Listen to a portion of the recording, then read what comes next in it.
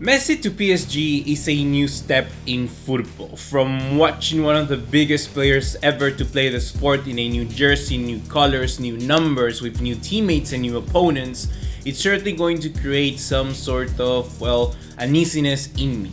And I have to admit, yes, it has created in fact, but my uneasiness, my unhappiness doesn't really come through, Messi being a ex-Barcelona player and I being a Barcelona fan. No, it comes from the fact that I believe that as a neutral, and even someone now that watches Messi not as their own player, I'm a little bit worried about how he may perform at PSG. I think the magic is certainly going to be there. But when we talk about how long term can this be a success for him, I believe that this move to PSG may be more of a stain in his illustrious career rather than a boost to help him win one final UCL.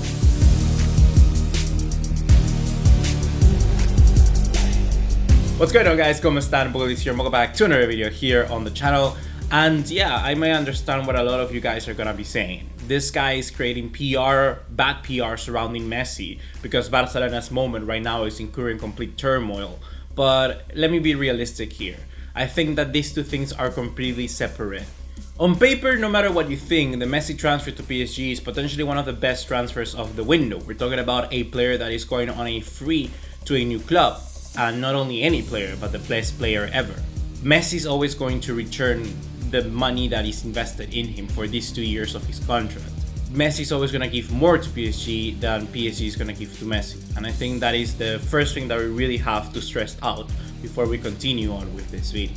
When you look at PSG and all the signings that they made throughout this window, I don't think Messi is the keystone pillar that they're gonna build their next generation around. I actually do think that the signing of Messi was kind of like the cherry on top, a signature that they really didn't need, but when you have that market opportunity, you simply take it. If you ask me what could Pochettino be thinking when they said to him, we're gonna sign Lionel Messi, I think that 50% of him as a manager, as an Argentinian coach, he was going to be, you know what, I like it, I dig it. Of course, now I'm gonna manage the best player ever, and I believe that I have the right tools to be able to make him better.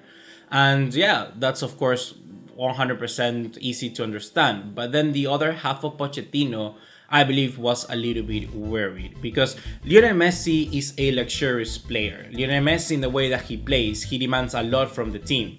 You may think that playing with him is a lot easier, but you're gonna have a hard time struggling what this little magician actually wants to do because his level is so above the rest of his teammates that sometimes it's even hard for you as a player playing in the same team as him to try and find your groove. Like I mentioned before, Messi is a luxurious player. He's a luxury player in the way that he demands a lot from the team, not only from what I just mentioned, but also tactically. When you take a look at a player like Lionel Messi, be it a number 10, be it a right winger, whatever you put him in your team, you always need to have at least one or two other guys that are gonna be giving you those work rates to try and defend what Messi doesn't. We take a look recently at, for instance, the big game where PSG won against Manchester City, and we find out that the main starting lineup surrounded Idrissa Gueye and Ander Herrera, two players that you know are going to be very humble in the defensive work that they have to produce. And I think that Pochettino knows this entirely, and he knows that he needs this sort of well-structured midfield to cover up for the defensive responsibilities that Messi isn't simply going to give you. Of course, something in Ligue 1, a game like there, it's gonna boast. You can play a front four of Di Maria, Messi, Neymar, and MBAPPE, and it's probably gonna be fine. But even with the right sort of evidence, we can provide and see that it's actually not really been the case. PSG have struggled for the longest of times when Messi is on the field. Whenever that Messi has been there, the team has looked a little bit dysfunctional. There really hasn't been a sort of cohesion, and it's still making it hard for Pochettino to really find his starting 11. With so many players, with so many stars, sometimes it's actually difficult to pinpoint what you need to produce. And I think that is going to be perhaps the main Achilles heel to what this PSG side can provide in Europe this season. We've seen Messi be an incredible player at Barcelona, but he was the focal point there as well. He was carrying a team that everything ran through him and a team that really was his own. This time around, when you take a look at PSG, he doesn't have that. He really doesn't. And Pochettino is more, I think, worried about creating a competitive team that has Messi in it rather than creating a team for Lionel Messi. when you have this many players, where do you put your eggs? Do you put it all in the same basket with Messi, or do you spread it around the team with other creative players that you have, like Neymar, Mbappe, Verratti? You can even go to the fullbacks like Hakimi. There's plenty of options here, and I feel that is going to be a really big headache for Pochettino. The other thing that really worries me is about where will Lionel Messi play. It seems very indicative from the first few games that he will slot right in there in a right wing position, but that's because Di Maria currently is injured. So what do you do when he's no longer that? Do you introduce Di Maria back again in the side? Because I really do see Di Maria as potentially one of the best players in that side as well. I think he's very underrated, and he gives PSG something that with Messi they don't have, and that is width. Be it if he plays in the right wing, you of course need to have a very good balanced fullback in Hakimi.